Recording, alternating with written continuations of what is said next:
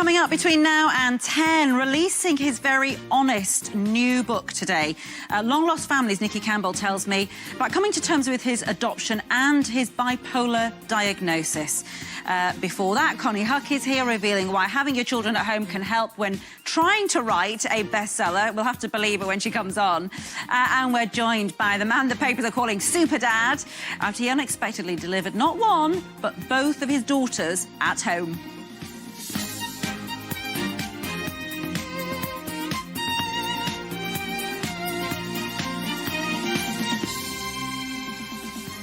Morning. Lovely to have you with us this morning. We've got a lovely show coming up for you today. Loads in it. But first, let's start with some of that news, shall we, about the Duke of Edinburgh.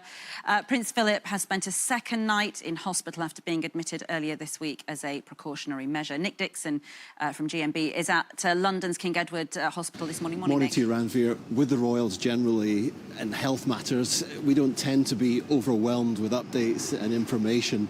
But from what we have heard so far from the palace, this doesn't seem to be a major cause for concern. But obviously, the Duke of Edinburgh is just a few months away from his 100th birthday, so any trip to hospital, any illness really is going to be a wee bit of a worry. But I think it's important to stress that this was not an emergency scenario, bringing him into hospital.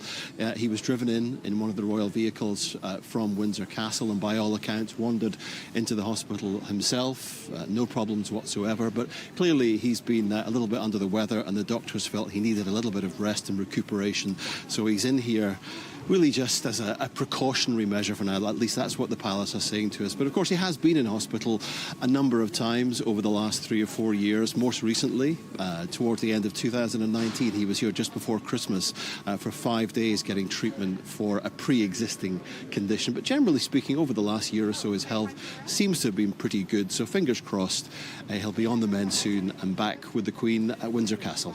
Absolutely. Thanks so much, Nick, for that update. Now, there isn't a lot in the news to make us smile at the moment, is there? But my next guest certainly will. Matt Davis has made the headlines after he had the shock of having to deliver both his daughters at home when help failed to arrive both times. Matt joins me now with his wife Emma and their 2 girls, Aria and Thea. Good morning to all 4 of you. Hello there. I mean, this is an extraordinary situation. I mean, I've had friends who have delivered babies at home by sort of, you know, not being able to get to the hospital. It happens once, not twice. So, Emma, talk me through what happened the first time with Aria.